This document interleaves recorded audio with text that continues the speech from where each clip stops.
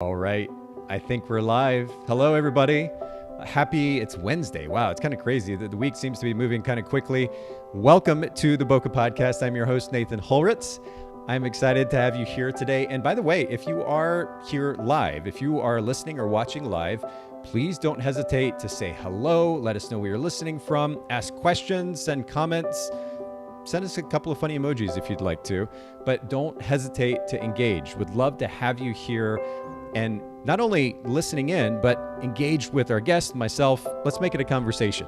For those of you that are listening after the fact, you're listening to the audio. We do stream live every single Bocca Podcast episode now, actually, over at facebook.com/Bocca Podcast. So make sure that if you miss a live stream, you go back, check it out. And then if you follow us on Instagram at Bocca Podcast, BOKEH Podcast, you'll find out when the next live stream is. We keep everybody updated there, so make sure you're following us on Instagram at Bocca Podcast.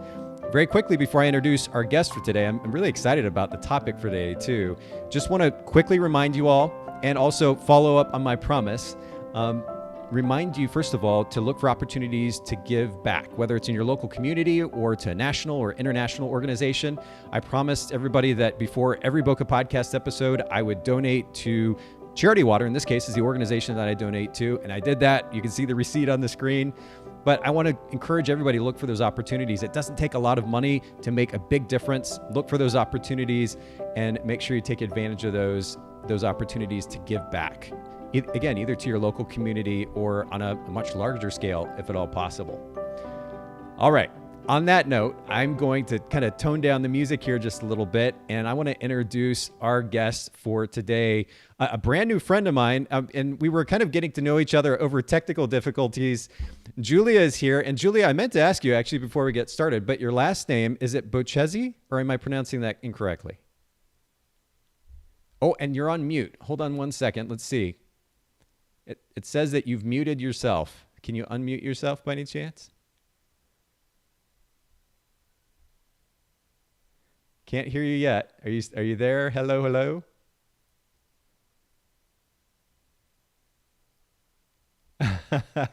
We ran into a few tech difficulties beforehand, and we're trying to kind of flex and flow best we can. Say hello again. Can you hear me? Oh, I can now. There we go. We got it. Okay. Yes. I have no idea what I did. We're in. All right. So first of all, let's make sure we got your last name, the pronunciation correct. Was I close? Yeah, it's Bocchese. But it is Bocchese. Okay. All right. Mm-hmm. Man, yeah. Well, I don't have all that complicated a name, but I'm so used to people kind of butchering it. It's become amusing at this point. I hate to mess up anybody's name, but I appreciate you adding the clarification there. Julia is here with us today to get into a really interesting topic. We've spoken briefly about the topic of SEO here and there on the podcast in past episodes. Over 500 episodes, Julia. Isn't that crazy? A lot of content. But I will say that we haven't spent enough time on this topic because it's super important, number one. But what you're going to bring to us today, which is a really largely different perspective, which is the kind of the tie between user experience, UX is what we're going to call it, of course, and SEO, how those two things relate. And you're going to give some pointers as to how we can improve both. So I'm excited about that. We're going to get to that here in just a second. And for everybody listening in, make sure that you go follow Julia. And Julia, I'm going to actually pull up your Instagram profile first here. It's Julia Renee Consulting. And we'll link to this, of course, in the show notes at boccapodcast.com. But I'll quickly spell it out for anybody listening in or watching. JuliaRenee, and then consulting. And again, we'll link to that in the show notes at boccapodcast.com. And then your website as well, juliareneeconsulting.com. Now, Julia, it's not very often that we have somebody whose main focus is not photography on the show. So I guess the great way to start out the conversation would be just to let you introduce yourself by means of a brand position statement. Talk to us about your business's brand position, what makes you different, what service you're offering. Yeah, I know. I feel like I kind of need to confess that I'm not a photographer because I know most of your guests are.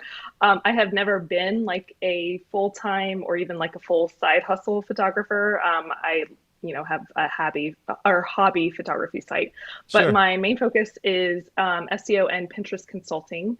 And my focus with that is not only helping websites rank well on Google, but also converting clients once they get on their sites, which is why both SEO and UX are a big focus of mine. Yeah, and we're going to get into that in more detail here in just a little bit. I'm coming back to your website. For anybody who's listening in, this is where you miss out. If you're not streaming live with us, you miss out on the visual piece. You can always go back to facebook.com/Bocchese and watch the video or the live stream, the replay of the live stream. But on the homepage of your website, by the way, props to you. And I would expect this from you, being in the role that you are, in the business that you have, to have your position statement above the fold and large, very legible font, SEO and Pinterest consulting for creatives. So that's kind of a differentiating factor, the fact that you are targeting creatives specifically. And then you say, I help creative businesses rank higher on Google and Pinterest to reach their ideal clients so they can get their time back and focus on their passions. And I will say from even recent experience that these are such loaded topics, and I have so many other responsibilities on my plate that if I even begin to go down the rabbit hole, which is SEO and UX, I'm totally lost, distracted from a million other things that I'm also supposed to be doing. The fact that we can come to a professional like yourself and hand that work over it can be a massive relief for sure, and definitely better time spent, I think. So I like the presentation of the brand position statement, but just to kind of build on that, one of the other questions that I tend to ask our guests has to do with customer experience. So you've got this brand, this business that's established to help creatives in particular, with this element of SEO and Pinterest, which in and of itself, again, is also a massive topic. But talk to me about what you do for the sake of customer experience, because there are a lot of small business owners now. I mean, this has become so much more popular. It's a lot easier that the barrier to entry really to entrepreneurship is shrunk massively. It's so easy now with the technology that we have to get started. So how do you create a different experience with your clients? What is a driving idea or factor that enables you to give them a good customer experience? Yeah, so two of my big focuses with my clients is on transparency and education, which you might not really be able to apply for, many photography businesses. But for SEO, I'm sure you guys have gotten those like emails asking you for backlinks or promising that you can get on the #1 page of Google. I get those like daily. So I really focus on transparency because I've had so many clients who have been kind of like scammed or have paid for SEO before and haven't known what they are really paying for. So throughout the entire, process of optimizing their sites, I, check in, tell them what I'm doing. I also always start with an audit so that way they can see exactly what I'm going to be doing, but also why it matters and how they can keep their site, optimized going forward. So that way they're not just like paying blindly and have no idea what's going on with their website. Sure. Well, I think, transparency is first of all, it's a fascinating topic yet again in and of itself, and especially in the last, I would say, even last 3 to 5 years, the level of accountability that the general public is holding brands and businesses to their word and holding them accountable for their behavior, the services that they're delivering. It's quite interesting, and in some cases it's taken to an unnecessary extreme. But I think it's also good in general for the public that there is some level of accountability, and then businesses are kind of responding with the effort at transparency for the sake of the client experience. And I think it's a really great thing at the end of the day. It actually does very much relate to the photography industry. I think maybe in some ways we've grown up enough at this point that some of the things that we were seeing happen in years past with we can call them prosumers, those who are kind of making a transition in, maybe trying to make a quick buck but don't have the experience, especially as they're going to photograph a wedding, for example. And some of their practices may be a little bit questionable. I mean, some of these things, I don't hear the horror stories quite as much anymore, so I think that's a good thing. But transparency is important nonetheless. The other thing that you alluded to is the importance of expectations management. It sounds like this is something that's a really big deal for your clients as well. And this has been a theme as of late. We've been talking a lot about this, but I think it's really great, especially when it comes to something like SEO. A creative coming in, even now, as much time as I've owned a business and had multiple websites and so forth and been around this topic of SEO, I still feel like I'm missing out on a lot. I don't really know what I'm talking about. And so to have somebody like yourself proactively manage my expectations as to, first of all, this is what we're trying to accomplish, and then you're taking me along for the ride, showing me what's getting done, how that's translating to positive results. I think that's a really positive thing. And really, it's something that any company should be doing in the process. Oh yeah, definitely. Okay. Well, you're setting a good standard. So we'll keep the conversation moving though. You talked about the significance of time on your website, and time management, it's honestly an underrated topic, I think, in our industry. I mean, it's brought up more often now, which I think is positive, but a lot of photography business owners, they're stuck in front of their computer endless hours every week. Some of it is just because of poor time management. Sometimes it's because they're spending time on things that maybe they shouldn't be, that they could delegate or outsource to somebody else. But at the end of the day, a lot of photographers are spending, 40, 50, 60 hours, and I'll kind of go upwards, 50, 60, 70 hours in some cases, just working kind of nonstop. And I think unnecessarily so. A lot of times it's just about employing or implementing important time management principles to fix some of that. Curious if there's a big one for you that's enabled you to kind of juggle your personal life and business life simultaneously. Yeah, not a major one, but I've kind of just found like what time, I work best. So it may sound crazy for people, but I usually start working around 6 a.m. Brilliant. Because Love it. my husband's a doctor, so he has to get up like super early. So I'm awake anyway. Mm. And I like working in the morning. I've always been a morning person. So I like working in the mornings, especially no one is constantly emailing me, interrupting my day. So I'm able to get a lot of my work done in the morning and then kind of have the, later afternoon off, and my work day early. And then especially because I was finding if I was saving work for later in the day, just so I could kind of like keep it within the normal working hours quote, something that I would start on at 3 p.m. would take me like 2 or 3 times longer than if I was working on it, first thing in the morning, because my Yep. brain was already dead at that point. So Yeah. there's no point in like trying to, work when I'm really not at my best. So Yeah. sometimes, it doesn't always work out that way, but I really do try to like get the bulk of the things done in the morning. Well, I think it's smart, and it's a relatively simple concept, right? It almost seems obvious in some Hmm. ways, and yet so many of us, myself included, don't take advantage of the fact that, hey, we're our own boss. So that means we get to set our schedule, Hmm. at least for the most part. And like you said, work when we know we work best. Or something that I know is important for me is being able to work in chunks of time.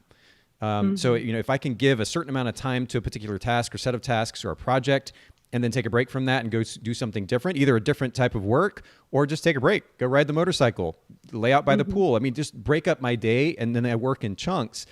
And that kind of flexibility feels good to me, number one.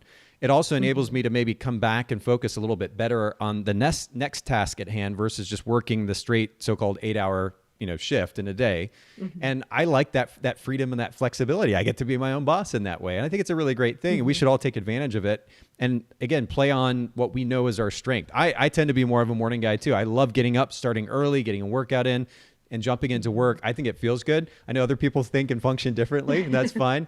But playing on what we know works best for us, really great point of recommendation. And so for those of you listening in fact, for those of you that are watching or listening live, comment. Let us know whether it's how you start your day or maybe how you end your day. If you'd like to work later in the day, let us know what that sounds like, and we'll pop up some of those on the screen here as we're streaming live. Next question for you though, Julia. Talk to me about delegation, or some people just use the term kind of blanket term, outsourcing, but really it's delegation, right? We're giving a task or set of tasks to somebody else to do. And this is really important in the process of time management. Is this something you've experimented with? What does it look like for you? Very little so far. I definitely need to get better about outsourcing. There isn't much that I've outsourced on the SEO side of my business, but for Pinterest, I actually started working with a designer almost a year ago because I was finding that I enjoyed designing Mm. pins, but I would get sucked into it and like spend way too much time on it and like trying to find the perfect size of the font and just Yep. tweaking it. Yeah. So I was like, this is taking way too much time. So I have outsourced most of the pin designs to a designer who loves doing it and Mm. is much faster at it than Hmm. I am. I feel you. I love playing with design as well. I know I'm not a Hmm. designer. I wouldn't even ever come close to claiming to be one, but it's fun to play with that stuff. And then Hmm. like you said, an hour, 2, 3 hours later, you're like, oh my word, I just spent all this time and this thing only Yeah. halfway looks decent. I should go to a professional, which, I mean, it brings us back around the significance one of delegation, especially as it relates to SEO again, and Pinterest and so forth.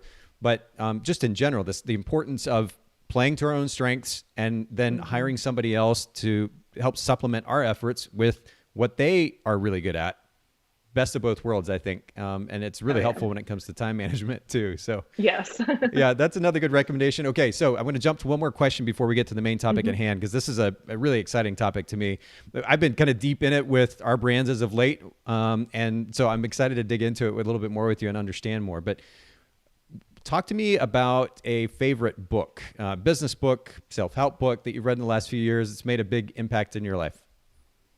Yeah, so I really like the book Company of One by I think it's Paul Jarvis, because especially in like the kind of online business world, there's a big push to like create your own agency and like, outsource all of your work and like have tons of employees. And I've never wanted to do that. Yep, that's it. So reading this book kind of really justified that I don't have to do that, and I can really create a sustainable business with, just myself and maybe outsourcing some of the tasks that I have. Interesting.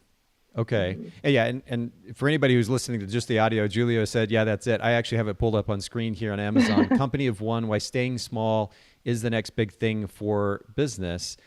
Okay, so now you got me kind of curious because I'm in the middle right now of actually some pretty big changes at my companies. We have multiple brands, a lot to juggle, and I'm trying to do a better job of delegating and growing our team. You're talking about the importance of, in this case, staying small. So what's been one of the biggest takeaways from that book that has been super compelling? Yeah, so in the book, he also talks about how you can kind of use these, what he's writing about with if you have a small team. It's not really written for books who have like, or for companies that have like 50 employees, but if you have a small team, you can still kind of use what he says in the book to Okay. help grow your business. Yeah. But specifically for me, it was, helpful just kind of seeing how other people have been able to run their own business just themselves or with, maybe like some contractors or something like that. So I don't have to feel like I have to have an agency, and like, give away the work that I actually really do enjoy doing. Okay. So you're saying you're a loner, Julia. You like to just work on Yes. your own. I'm a I'm just huge playing with you. introvert. Yep. All right. Okay. Enneagram 5, INTP. Like All the things. I like to do my work. Yep. Okay, fair enough. Fair enough. Well, we'll make sure to link to this book in the show notes. It's not actually been recommended before, but Nice. so we'll have to add it to the list here. Company of One: Why Staying Small is the Next Big Thing for Business by Paul Jarvis. And honestly, I'm still curious. I'd be curious to kind of dig into the principles in that book. And I'm trying to think of this is going to be really bad for broadcast, but I'm trying to think of the book that kind of plays along these same lines.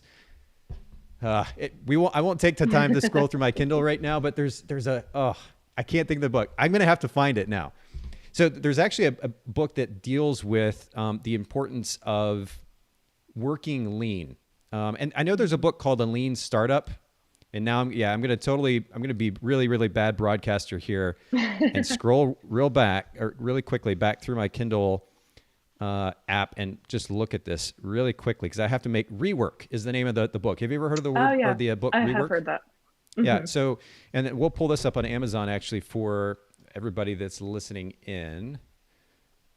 And let's see, Rework. Cool. I had to at least share this. Terrible of me not to be able to actually remember it offhand. But yeah, Jason Fried. This is a beautiful book. Honestly, I mean, it really kind of focuses in on. I would say that the principle of simplicity, applying the principle of simplicity and a lean workflow for the sake of not only a strong business but an efficient business. Rework by Jason Fried, and it's a really good one. So we'll link to that in the show notes at boccapodcast.com. All right. I'm going to try to be a better broadcaster now. We're going to come back to the main topic at hand, Julia, and we're going to talk about UX and SEO. And I will say that, I mean, especially in the photography space, and I kind of harp on this a little bit in our podcast, honestly, because I see a lot of focus, and I'm sure I know I've been guilty of this, even with the website for our editing company. The focus becomes, for the sake of the website, being pretty. Looking pretty, being visually appealing, right? As photographers, naturally, we're pretty visually driven. And so we're trying to post pretty pictures up there on the website and make it look really, really nice, especially for our photographer friends who are going to come look at the website and probably give us some feedback. But the reality is that pretty pictures only go so far, and that way more attention needs to be paid to both UX, user experience, and SEO. So let's actually start first with the definition of UX. And I mean, user experience, obviously, we've been talking about that now multiple times, but can you break that down, what that actually means for our listeners a little bit more? Yeah, so UX can be applied to pretty much anything, but it's just how users interact with either a product, So like even your phone in your hand, that's gone through a lot of UX testing with how people are able to like find what they're looking for, how easy it is to press buttons, things like that. And then for a website specifically, it's more about how people are able to navigate your website, what they're doing on your website once they get there, how long they're staying, what types of pages they're visiting, and that kind of thing. Okay, so when I think about user experience and examples of like good and bad user experience, I think about have you ever used Final Cut Pro, the video editing software? I think I tried like 5 years ago. Yeah, did not Okay, get very far. I know you're on Windows. It's a Mac-based software. Premiere, Adobe Hmm. Premiere, kind of is like the go-to, I think, for a lot, if not most, video editing or video professionals or anybody who's editing video. Period. And I get so frustrated going to Premiere because it looks like something that was designed like in 1995 for Windows, Hmm. like the old Windows. It was so bad, and then I go to Final Cut on my Mac, and the user interface is so much more. It's first of all, it's just clean, but it's so much more intuitive, and you have all this drag and drop interaction with the Yeah. software, which is also again intuitive. It's so much more user friendly. So when we're talking about user Mhm. experience, is that the kind of thing we're talking about? Yeah, yeah. How user friendly something is, if you have a negative user experience or a positive user experience, that kind of thing. Okay. And then I guess maybe even a little bit more, and I'm going to ask you in here in just a second about kind of practical ways that photographers can actually audit their website, the UX on their website. But Hmm.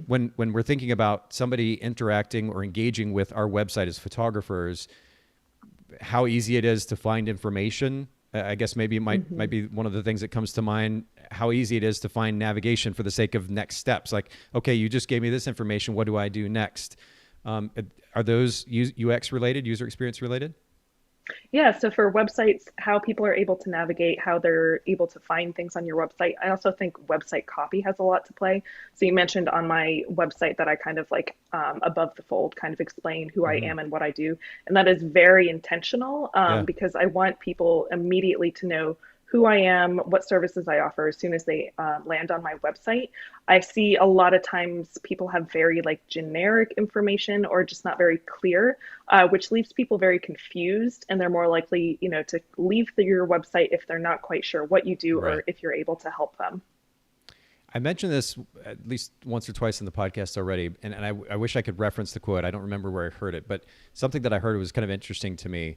The statement was basically clients get frustrated when one they're lied to, which would be expected, right? And hopefully we're not lying Yeah. to our clients. But then the other point of frustration is confusion.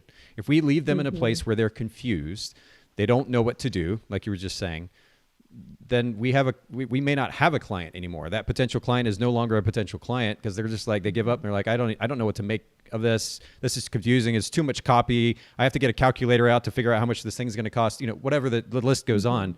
But if that's where we leave them, they may leave us. They may walk away and give up. So I think that's really important for photographers to know because, by the way, Juliet, I've done a number of brand position consultations for photographers, and I've obviously over the Hmm. years spent a lot of time on other photographers' websites. And I have to say, a lot of photographers don't really think about this. And you go to their website, and everything's just kind of almost dumped onto the page. Um, Hmm. Pictures kind of randomly there, and then so much text in some cases that my eyes just kind of glaze over, and I don't know which end is up. And I'm trying to even find information amongst the paragraphs of text about how they love to watch Netflix and drink coffee. Like it just doesn't. It's not helping me as a potential client, right? I don't know Oh what yeah. to do. Hmm. I don't know what your service is, what your specialty is. I don't know what to do next if I want to book you for that service. That's really seems like what's most important. And I'm oversimplifying Hmm. on purpose here, but we need to gear our websites for those purposes. And I'm, Hmm. I'm excited about kind of digging into what that looks like a little bit more practically with you. So to that end, I know that you're saying that there's ways that photographers can audit their own user experience on their website. What does that look like? Hmm. Yeah, so I think the first place you need to start is with Google Analytics. If you don't currently have Google Analytics set up, like please do that today. It's not going to start tracking any previous data. It's just going to start tracking it from the moment you set it up. Also, Google Search Console should be set up, but I won't really get into that much with user experience. But in Google Analytics, you can see kind of like on the overview page, the average session duration, the number of pages that people are visiting, and the bounce rate. So these are three very important metrics for user experience. Average session duration is kind of self-explanatory, how long people are staying on your site on average. You definitely want to be over the minute mark. If you're over like the 2-3 minute mark, that's really good. That means that people are very engaged with your site. They're really interested in Cool. visiting more pages, reading about you, checking out your photos, that kind of thing. So if you're under a minute, you definitely want to make sure that you're kind of optimizing your site to keep people on there longer, checking your site speed to make sure, it's not super slow and people are just, leaving after 10 seconds. The bounce rate is also very important. It essentially means like the percentage of people that quote bounce off of your site. Yeah. So the lower the bounce rate, the better, which I always have to think about that. So you definitely want to keep it under 60% is really good. Average is typically, 60 to 75%. If you're getting like 80-90% bounce rate, that means that most people are going onto one page and then immediately leaving your site, which is not very good. So you want to have a lower bounce rate. Okay. And then also the number of pages per session is important because that's how many pages, people are visiting. So if the average session duration, maybe it's 3 minutes, but they're just spending that 3 minutes on one page and then leaving your site, that's not really going to help them, check out your portfolio or your services packages, your contact page, that kind of thing. Okay, so I'm so excited for this topic. I'm nerding out because this is something we've been digging into quite a bit as of late. And it's really fascinating, actually, for a number of reasons. One of which is that sometimes the things that are causing problems as it relates to user experience and SEO aren't even that complicated to fix. And the moment light is kind of shown on those issues, it's like, oh, wow, and you can go fix it. And immediately the scores go way up. I mean, we saw this actually in the last few months. We made some massive changes actually on the Photographer's Edit and Bocchese podcast websites. And immediately the scores that we were getting back for the sake of SEO specifically, but certainly it would also translate to user experience, especially with load times on the page speeds. And we're going to get to that in just a little bit. It was massive. So it's fun to dig into this stuff. It's a little nerdy and it's data driven. And I know a lot of photographers, creatives, myself included, certainly in the past, don't naturally like lean into this type of thing. But once you realize the amount of control that it gives you and improving and increasing ultimately, not only the traffic to your site, but the quality of traffic to your site, and then the experience that they have. And as a result, the conversion rate, it's actually really cool stuff to kind of dig into. But I want to bring it back. You were talking about bounce rate, 60 to 75%. In my mind, that seems really high. And it kind of naturally begs the question, if people are bouncing so quick, number one, am I bringing the right people in? And I know these are all loaded topics, but am I bringing the right people in? And then number two, what's that experience that I'm providing that they're leaving? So many of them are just leaving. Can you dig into that just a little bit with us? Yeah, so this is where there's a lot of crossover with SEO and user experience because you want to make sure that you're bringing the right people to your site. Okay. So with SEO, you want to make sure that you're targeting the right types of keywords. So instead of just wedding photographer, maybe like the style of wedding photography that you have or your location or things like that, that can really impact that. For once they're on your site, you want to make sure that your site isn't slow, which is really hard for photography sites, I know, but you do want to make sure that your photos are sized down pretty small and compressed, so that way they're not taking up a ton of space on your website.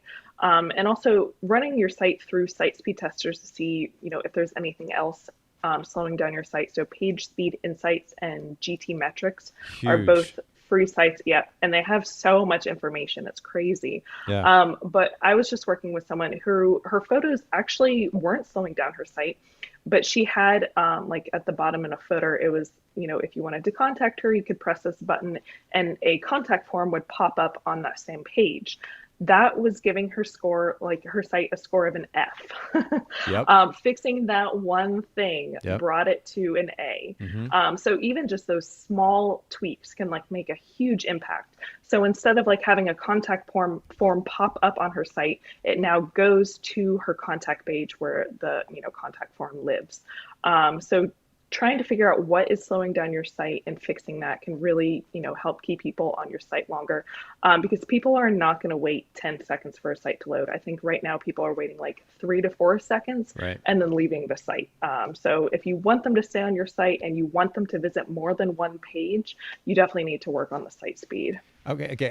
I need to pause and just come back to the statement that you just made. And I hope that our listeners are really, truly hearing this. I know it's funny. Podcasts are one of those things. As much, I think, practical information as we share here on the Bokeh podcast, I also know that a lot of photographers are like, they're currently doing their own editing. Shame on them, but they're doing their own editing. Or, they're doing some other work and they just got this playing in the background. They're not completely paying attention. So whatever you're doing, stop right now and listen to what Julia just said, which is that within 3 to 4 seconds, if you haven't made an impact on this potential client, you may be screwed. They may be leaving. And this is important, again, for the ongoing discussion on the podcast that we've been having, which is the amount of text. Well, that's part of it, the amount of text, but then ultimately the significance of, as you were pointing out, Julia, having that brand position statement at the top of the page. And let me actually jump back to your site here. I know we're kind of jumping all around, but this is good stuff. Above the fold and the top of your homepage, position statement, and then you build on that with some subtext. And then, by the way, a call to action. And I'm sure you're going to build on, I will talk about this in a little bit, but they immediately know who you are, what you do, why you're different, and what to do next. And for anybody listening in, if your site is not designed in that way, you need to immediately make that change, and you need to hire Julia to help you design it well. So anyway, I'm giving you an extra plug there, Julia. But okay, so page speed insights, and I know we're going to talk about specifically how it relates to SEO in just a little bit, but I want to pause here for a second too. Page speed insight, Google page speed insights. For anybody listening and watching, jot it down or go look it up now. This is a really interesting point of, I guess, well, ultimately it was slowing down our efforts at ranking on Google, our SEO efforts. And certainly when you talk about user experience, if somebody comes to the site and they want to go look at the information, certainly the pictures, but also get the information from that site. And it's taking a long time for, pictures to kind of slowly popping up, or maybe the page is not scrolling because things are loading. This is potentially a problem. What I will say is that we made a massive change, a number of changes actually. You pointed out the little pop-up that was slowing this person's website down. Whether it's plugins like that or software that's being utilized.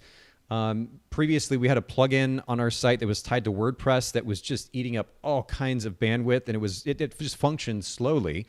That was actually a big part to do with it. Part of it was there was some image load times that were kind of to blame, but then there was software that was being utilized that was a plugin for WordPress, and you'd think, oh man, this is pretty, it looks great, and it's pretty user-friendly. But what we didn't realize is it was slowing the site down. We went from a score of something like 60 for the desktop site to, I think at the highest point it was at 90. The scores keep fluctuating, of course, but we hit about a 90. And this was just making some significant changes to site structure, going to much more streamlined software or plugin for WordPress. And just like that, the page speed increased dramatically. And it was so cool, like to see these scores just kind of pop off the chart, but it wasn't even necessarily that difficult to make these changes. And then what that's going to translate to, not just now, but into the future, especially as it relates to SEO, is significant. So I'm going to stop with the monologue. Sorry, but I just get excited about this because we just experienced this whole thing. I'm excited about the results that it's going to bring us as a result. I don't think a lot of photographers realize the significance of speed, not just for the sake of user experience, but for SEO. And I know we're going to come back to that in just a second. Okay. But I need to let you talk. So I've got more questions for you. We talked about Google Analytics as a tool for photographers to analyze UX. Any other specific tools as it relates to UX that they should be using? Google Analytics is definitely where you should start. And then, page speed insights and GT metrics. You can use a tool called Hotjar. I don't recommend having it on your site for more than like a few weeks or like a month because it can actually slow down your site a lot. I'm sure. But it can be a good way just to see how other people are interacting with your website, you'll get kind of like the heat map to see where they're clicking. So if you want to make sure that they're clicking on the right, calls to action, that everything is very clear and obvious, or if you want to make sure they're clicking on different pages in your navigation, things like that. So it's really helpful to see how, people are navigating your site. All you have to do is kind of like, install something on your website, and then you'll get like these, videos and heat maps to see what people are doing.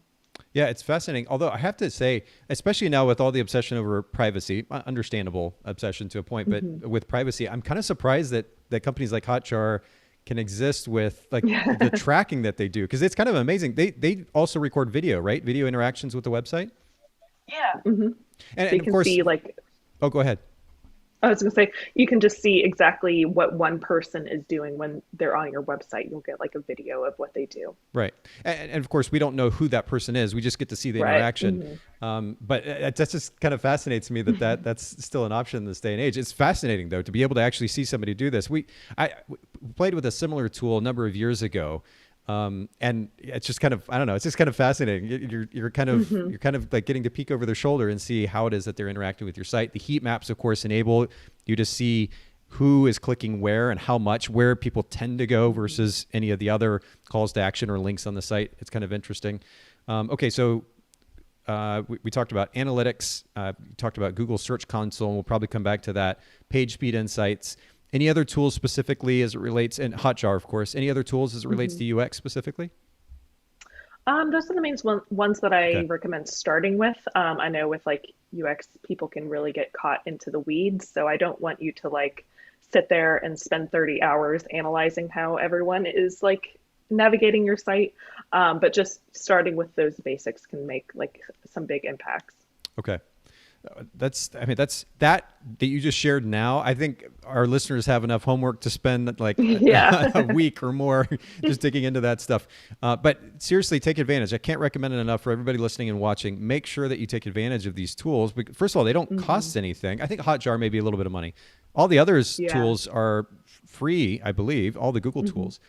And the information you can gain from them, really incredible. I know that Google Analytics specifically is continuing to improve speaking of UX, their user interface, and trying to kind of simplify it, clean it up a little bit, make it a little bit easier for people to consume the information. Because even just like a year or two ago, you went in there and it was just like data thrown at you. And if you're not used to processing data, it can be a little bit overwhelming. So yeah, definitely take advantage. We'll link to all these tools, of course, in the show notes at bocchepodcast.com. Lots of information for those of you listening in and watching. Make sure you take advantage of the show notes. We'll have all the talking points and the resources, the links there. Okay, Julia, I need to slow down. I had too much caffeine, I think, before I started, and then I'm just excited about this topic, so I don't mean to talk over you. Talk to me about, let's come back actually to SEO, and more specifically, SEO as it relates to page speed.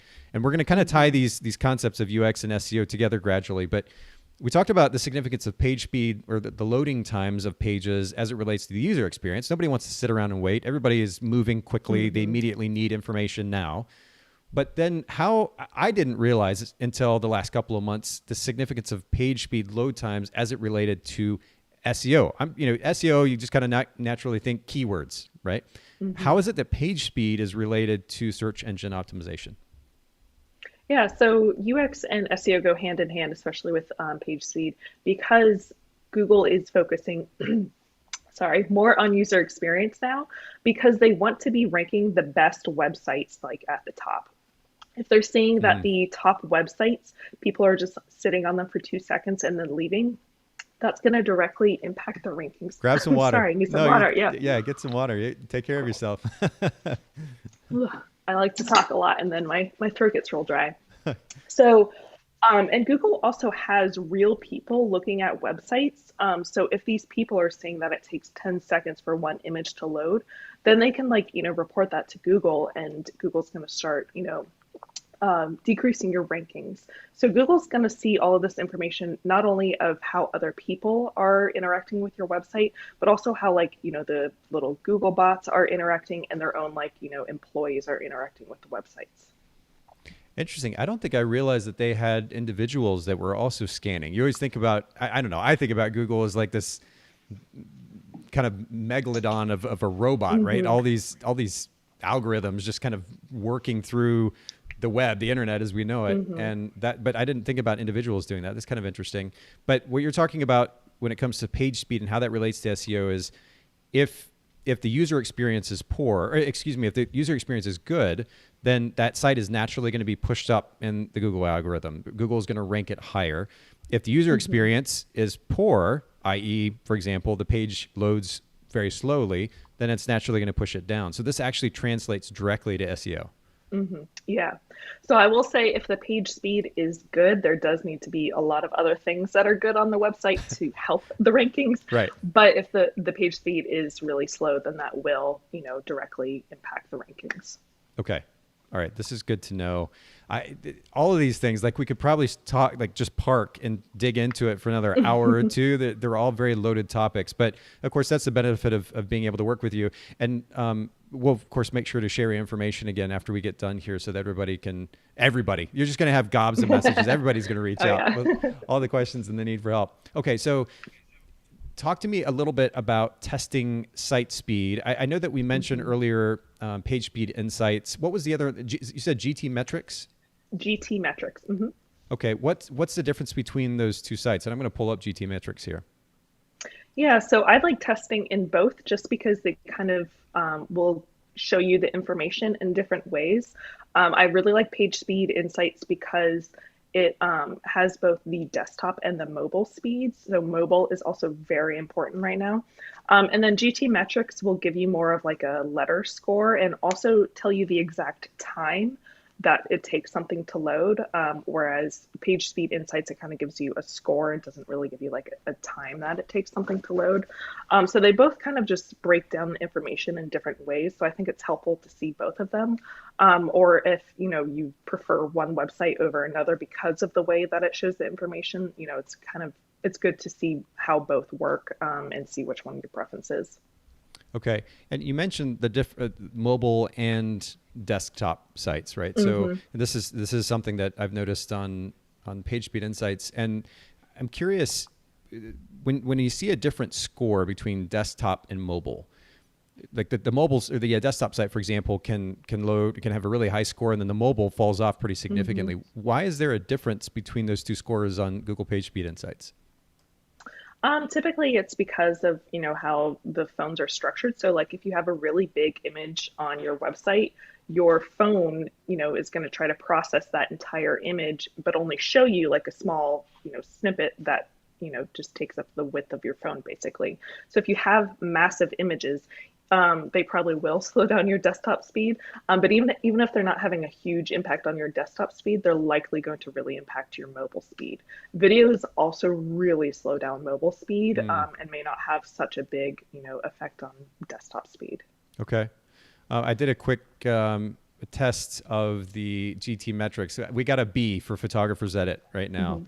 A 90%. So it looks like we have some more homework to do, but hey, it's in the green. That makes me feel better. If I saw like red flashing at me, I'd feel really bad. I just have to shut the conversation down. No, I'm just kidding. This is interesting. Okay. So I'm certainly going to bookmark the site for reference for later. And again, for everybody listening in, GT metrics, by the way, if you're just listening to the audio, GT, just the letters GT and then metrics, metrix.com. And of course, we'll link to that in the show notes at boccapodcast.com. It's funny too, this thing about scores. Jill, who heads up our digital marketing, and she and I have been learning together, honestly, this process of SEO and of course the different moving parts or pieces associated with it. And one of the things that we've noticed is that scores can fluctuate. Like you can, one day it's like up and you're like, oh my word, this looks really great. And then 30 minutes later, you run it again and something tweaked or changed and now the score is different. Why is it that those scores fluctuate so much? Is it just the different platforms and the way they're searching, or do you know? Also, the browser cache can have a big impact. I was working with someone who's like doing a lot of DIY work and she'd made a ton of changes, but her site score hadn't changed at all. She cleared her browser cache and then her score immediately changed and was a lot better. So just trying to clear your browser cache can also have a big impact. Okay. Interesting. I would think that, interesting. So the browser cache, from a user standpoint, that should theoretically make the site load faster, but somehow it's inhibiting whatever platform is testing the site? Yeah, because it can like store up a lot of things. So especially like if you have a site that has a lot of images or something like that, then the cache is storing up, all of the images that have been on there. So even if you like, have removed them or compressed them or something like that, it still may be storing the like larger uncompressed versions of those photos. Huh. Okay. Man, so much to learn. All right. But speaking of, we have more to dig into. So I want to talk about, I mean, a lot of this information may be overwhelming to some of our listeners, a lot of our listeners even, because it gets super technical. And It to think does. about taking it all on obviously is overwhelming. Again, I'm going to recommend, and by the way, Julia's not asking me to do this. I'm going to recommend you go see Julia. She obviously knows what she's talking about and can help you. But that being said, Julia, let's talk about some kind of practical next actions for our listeners. And let's do this first with UX, user experience. What are three? We'll just take three practical next actions that our listeners can take today, this week, in order to make some improvements to the user experience on their website. Yeah, so I'll make these like very easy, no serious techie things. The first thing I recommend doing is to check your navigation and see what everything has been named. I see this a lot with like creative websites and photographers. Everyone tries to get kind of like cutesy in their navigation to Yeah. try to stand out and like have something different. But people are kind of trained to look for like about, services, packages, pricing, contact, like the very basic words. So for some reason, I see a lot of people name their blog something creative. So like my thoughts or like behind the videographer or something like that. I'm Just laughing just name because it I've blog. been guilty of this too. So that's funny. Okay. Yeah. So just name it blog, just name it about, contact. Pricing, for some reason, I see a lot of websites try to like hide their pricing behind, another page or name it something weird. Yeah. Just name it Yep. pricing. People are looking for these words. Hmm. If they're not going to find what they're looking for, then, they're likely going to leave or just get frustrated that they can't find what they're looking for. Hmm. And I bet in this process, by the way, you may see me looking down. I got my notebook here. I'm taking notes. But when we talk about checking navigation and certainly the naming scheme of the navigational links there on the site, it might even be really interesting outside of whatever tools we can plug in and use to even just like ask a family member or a friend. Like I can think about asking maybe a family member who is not necessarily super tech savvy to come and sit down and navigate that site, because I'm always trying to think kind of lowest common denominator. And I don't mean that in a mean way, but like just if a 8-year-old was to sit down at my website, could they get around? If an 8-year-old just pick up an app that I'm designing or developing, could they easily get around that app and make sense of it? Because I know if they can, and 8-year-olds is just kind of arbitrary number, but just if somebody who I wouldn't expect would be able to get through my website or through my app, if they can do it because it's so simple, it's so user friendly, then naturally my potential clients should be able to do the same thing. Have you encouraged any of your clients to do that? Have you done that yourself? Oh yeah, so I actually have an SEO UX course that I do. So one of the activities that I have for the people who sign up for the course is to have a goal in mind and tell someone, Okay. to look for some specific information, some pricing, a specific package or something like that, and then tell someone to look for that. And then if it takes them a really long time, or if they're just like, clicking around a million pages and like can't find it immediately, then it's clear that that information is not very Yeah. easily found by, probably the average person. I love it. Okay. This is good. All right. So we started with number one, practical next action, check navigation. And of course we talked about different ways we can do that, and specifically naming, keeping it straightforward, really, really simple. Take me to the second point. What's the next action? So we mentioned this very briefly before, but calls to actions, so CTAs, making sure that you have them throughout your website on every single page. If this sounds excessive, not every person is going to go to every single one of your pages. So no matter which page they land on, you need to make sure that you have some way of guiding them to your services page, your portfolio, your contact page, wherever you want them to go, where they would get the most information and know that they want to work with you. That's what your calls to action need to have. Also at the ends of your blog posts, I see this overlooked all the time, but if you have an amazing blog post and then you don't tell them where to go next, then they're just likely going to leave your site. I actually did an audit for a website probably almost a year ago now.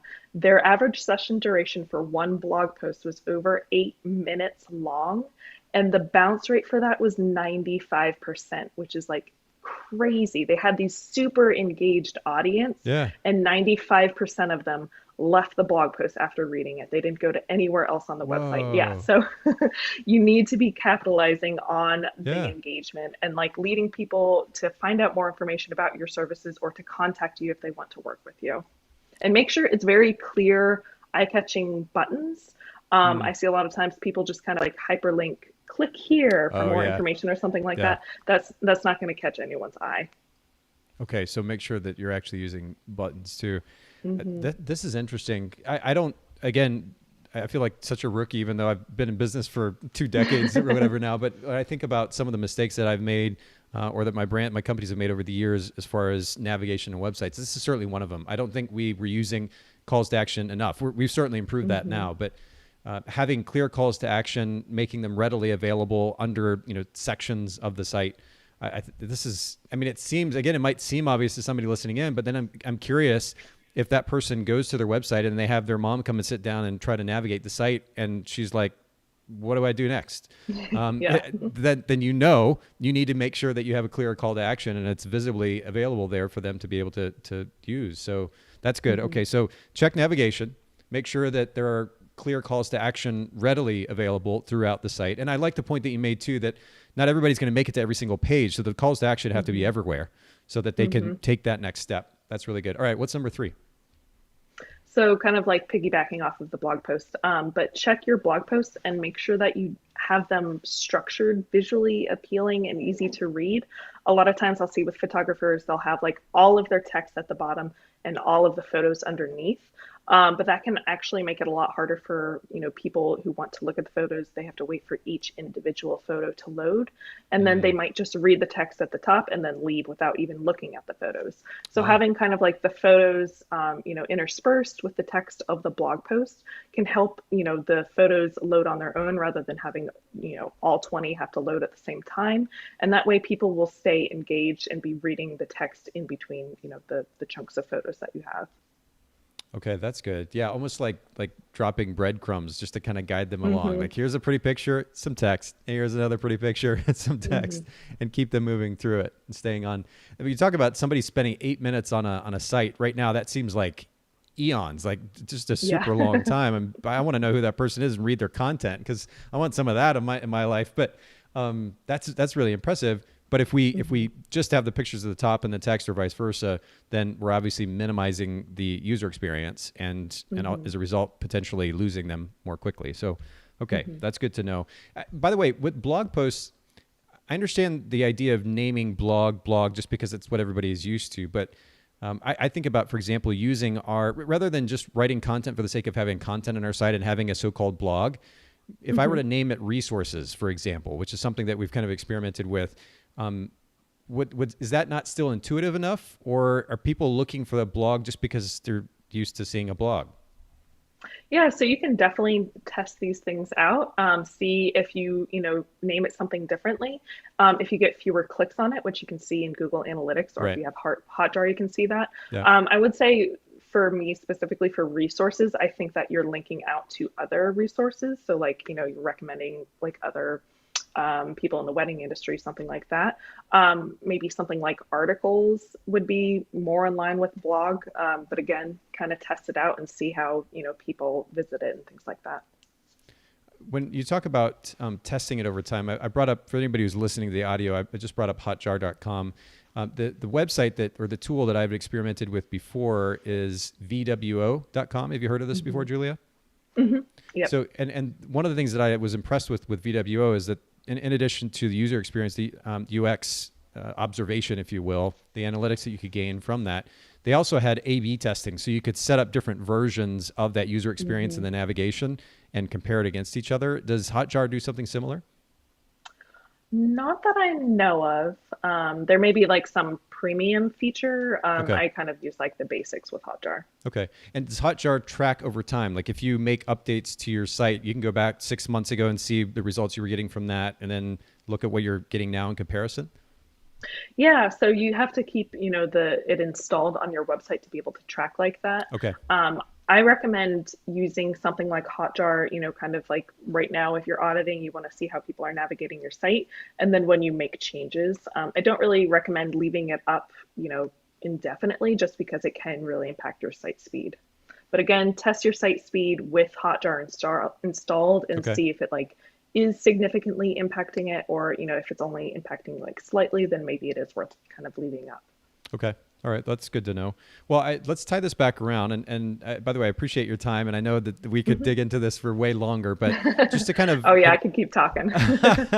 well, and by the way, for anybody who's still listening in or watching live, please don't hesitate to pop in with a question or two or five if you've got them, because this is a great opportunity to get a little bit more information. I do have at least one more question for you, Julia, and that is, we've got a few practical next actions for our listeners, and I'm sure many more that you could share if they reach out to you. But what I'm trying to figure out here then is, once these next actions are begun, they begin to put these steps into place, how should they tie that back to SEO? How are they going to be able to see the results and know, okay, I made this change, this is better, or this is worse? I know that we have these tools you talked about, but can you kind of walk us through what that process looks like, how they would go about doing that?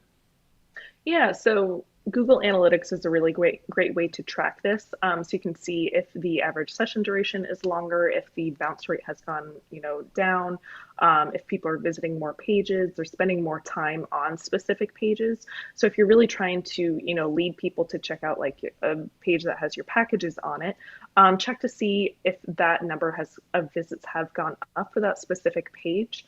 And also you can track this by how many more leads you're getting. So if you've seen, you've made some changes and you're starting to see more people are going to your contact page, more people are reaching out to you interested in your services, then, that's a good indication of, whatever you've changed is working, because that is the end goal with both, SEO and UX, is to lead people to become leads and then potentially clients. I mean, we don't want them just looking at our pretty pictures. We actually want No. clients to make money. What? Huh? Yeah. Okay. Fair enough. Fair enough. Well, again, I appreciate the very practical information. And honestly, I can't reiterate this enough for our listeners who maybe have never really dug into SEO, or like, oh, that's just kind of a nerdy thing, and I'm not going to really bother it right now. I'm just going to focus on my word of mouth marketing or whatever it is. And I get that there are different business models out there that work really well. Honestly, my photography business, I shot weddings for over 10 years, Julia. Most of my business did come from referrals. And this was back before the day of, social media being such a big deal too. But nonetheless, I know that there are different business models. At the end of the day, especially right now in 2021, we have so much competition, so many photographers that are playing in these various markets.